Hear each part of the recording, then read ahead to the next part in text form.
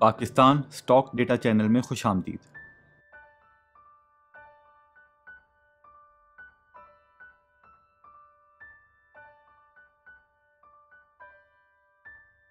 मेरा नाम जावेद है, मैं एडमिनिस्ट्रेशन डिपार्टमेंट में होता हूँ। जी मेरा नाम अली है। अब जावेद को क्या जवाब दो? फिर उन्हें सच बता दे। सर ये जावेद साहब ना पीछे ही पड़ जाते हैं। आज तो ऐसा लग रहा था जैसे भूख ही मर गई। तो भाभी आपको खाना नहीं देती? जी आज खाने में कुछ नहीं पका।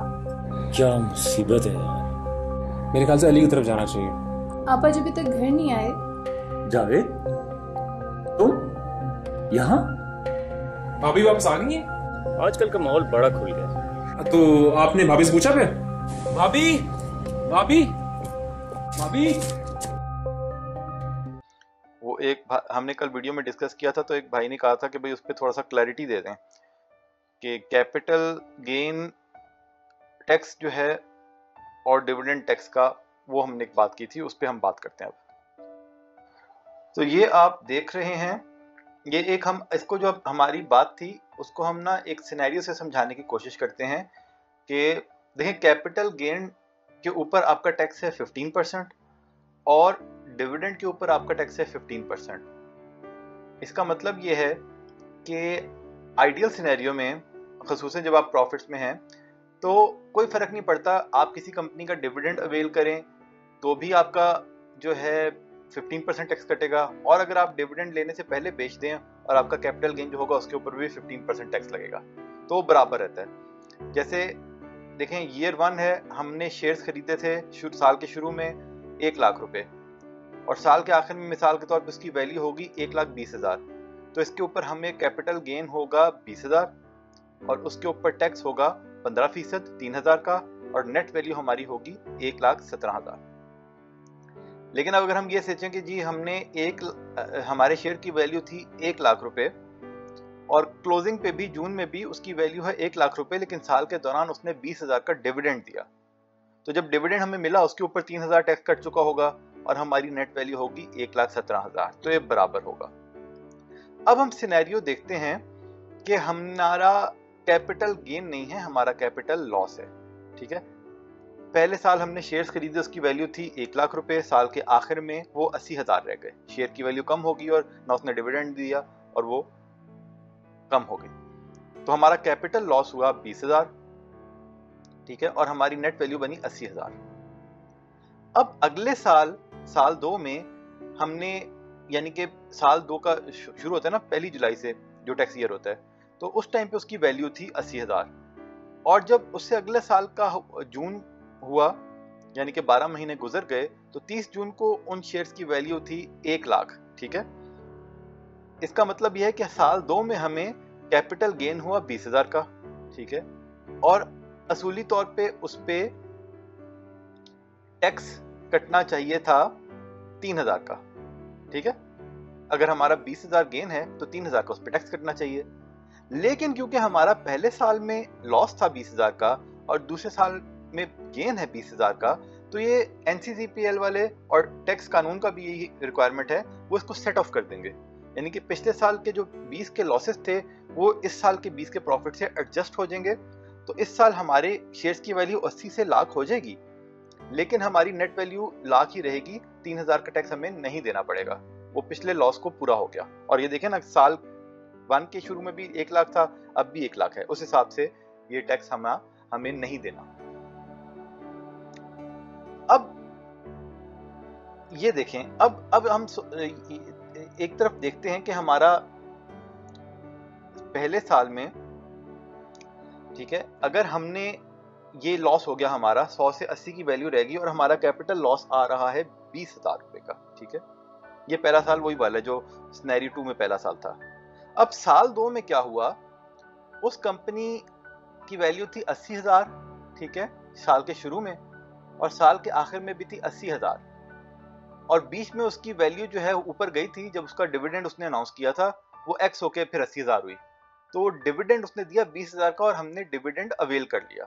हमने डिविडेंड एक्स होने से पहले बेचा नहीं, हमने डिविडेंड अवेल कर लिया। ठीक है, तो जब हमें डिविडेंड मिलेगा तो उसमें से टैक्स लाजमी कटेगा 3,000 रुपए का 15%, उसके ऊपर कोई एक्सेप्शन नहीं है। ठीक है, कि इस बंदे का, क्योंकि कैपिटल गेन टैक्स अलग टैक्सेशन के वो रूल्स हैं, एक अलग स्लैब है समझ लें, और with holding tax on dividend is separate slab, तो वो टैक्स कट जाएगा और हमारी वैल्यू बनेगी 97,000।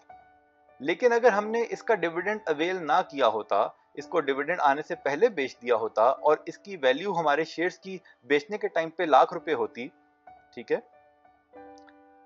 या जो भी है, मतलब हमने जब बेच दिया तो हमारे पूरे साल का प्रॉफिट हमें 20,000 हुआ, तो वो हम सेट ऑफ कर देते पिछले साल के लॉसेस के अगेंस्ट।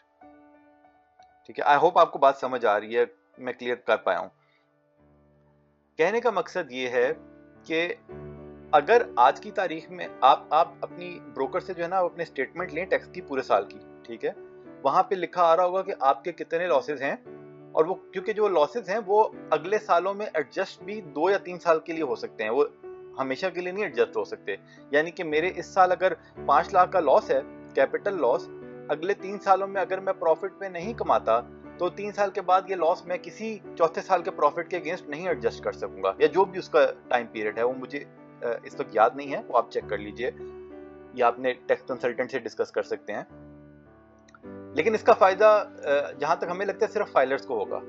तो बहरहाल कहने का मकसद ये है कि अगर आपके कैपिटल लॉसेस नजर आ रहे हैं तो आपको स्ट्रेटेजी ये अपनानी चाहिए कि आपको किसी भी कंपनी का डिविडेंड अवेल नहीं करना चाहिए, डिविडेंड से पहले उस कंपनी से एग्जिट कर जाना चाहिए। वही कंपनी अगर आपने दोबारा खरीदनी है तो एक्स होने के बाद खरीद लें। इस तरीके से आप जब कैपिटल गेन कमाएंगे तो फिर वो आपके पिछले साल के कैपिटल लॉस के अगेंस्ट एडजस्ट होगा और आपको कोई नया वो उस गेन के ऊपर टैक्स से आप बचेंगे, जब तक आपका ये एडजस्टमेंट जीरो के बराबर नहीं हो जाती या वो 2-3 साल का जो लिमिट है वो खत्म नहीं हो जाती। लेकिन अगर आप डिविडेंड लेंगे तो आपका कैपिटल लॉस बढ़ता जाएगा। मतलब जैसे इस केस में अगर आप देखा जाए कि 80 से आपकी वैल्यू हो गई 1 लाख, एक हिसाब से तो आपने 20,000 का फायदा किया ना, लेकिन क्योंकि 20,000 आपके डिविडेंड में आ गए और आपके शेयर की वैल्यू एक्स होके कम हो गई, तो एनसीसीपीएल के रिकॉर्ड के मुताबिक, क्योंकि वो रोबोट है, वो ह्यूमन नहीं है, उसके मुताबिक आपका ये वैल्यू जो है ना इसकी जीरो रहेगी कि शेयर की वैल्यू साल के शुरू में भी 80 थी, साल के आखिर में भी 80 है, तो इसका जीरो गेन है इस साल के लिए, तो इसलिए वो उसको एडजस्ट नहीं करेगा। तो उम्मीद है आपको ये बात समझ आ गई होगी। अगर नहीं आई तो इससे ज़्यादा सिंप्लीफाई करना हमारे लिए मुश्किल होगा, फिर आप अपने ब्रोकर या टैक्स कंसल्टेंट से समझ लें। लेकिन सिंपल इन शॉर्ट कहने का मकसद सिर्फ ये है कि अगर आप रिपोर्ट लें टैक्स की अपने ब्रोकर से, अगर आपका 2 ब्रोकर्स के पास अकाउंट है तो फिर आपको ब्रोकर से रिपोर्ट नहीं मिलेगी, फिर आपको एनसीसीपीएल से रिपोर्ट ईमेल करके मंगानी पड़ेगी। वो आपको बताएंगे कि आपके पिछले सालों का कैपिटल लॉस कितना है, उसी के मुताबिक आपने रिटर्न भी फाइल करनी है, और अगर आपका कैपिटल लॉस आ रहा है तो आपने किसी भी कंपनी का डिविडेंड अवेल नहीं करना, चाहे आखिरी तारीख आप उससे निकल जाया करें और नेक्स्ट डे एक्स होने के बाद अगर दोबारा खरीदना है तो खरीद लिया करें। और अगर आप कैपिटल गेन है आपके काफी सारा, आपका लॉसेस नहीं है पिछले सालों में भी, या लॉसेस एडजस्ट हो गए हैं, तो फिर आप कैपिटल गेन लें या डिविडेंड लें, आपका टैक्स दोनों में बराबर होगा 15%। अच्छा, एक और इम्पोर्टेंट चीज है जिसका हम नहीं जानते कि क्या सबको इस बारे में जानते हैं कि नहीं। जो पावर सेक्टर है, अब हमारा ये ख्याल है कि तमाम कंपनीज के लिए है कि पावर सेक्टर के डिविडेंड के ऊपर 7.5% टैक्स कटता है, 15% नहीं।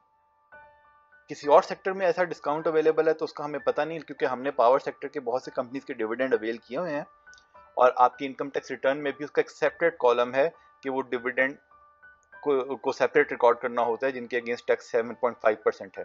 तो ये चीज भी इंपॉर्टेंट है कि ऐसे सूरत में आपको पावर सेक्टर का डिविडेंड अवेल करना चाहिए। ठीक है, तो ये इंपॉर्टेंट बात थी आज की, जिसको आप में से अगर कोई नहीं जानता तो वो इस बारे में जानकारी हासिल कर ले। तो जनाब, ये थी आज की वीडियो। ये सारा डेटा हमने PSX की साइट से लिया, आप उसको वैलिडेट करें, फिर अपना फैसला करें। कोई बाय सेल कॉल नहीं है, शेयर्स खरीदने और बेचने का फैसला आपने खुद करना है, क्योंकि मुनाफे में मौज अपनी अपनी और नुकसान में दौड़ अपनी अपनी। वीडियो पसंद आई तो शेयर, लाइक, सब्सक्राइब कर दें। खुश रहें, अल्लाह के हवाले।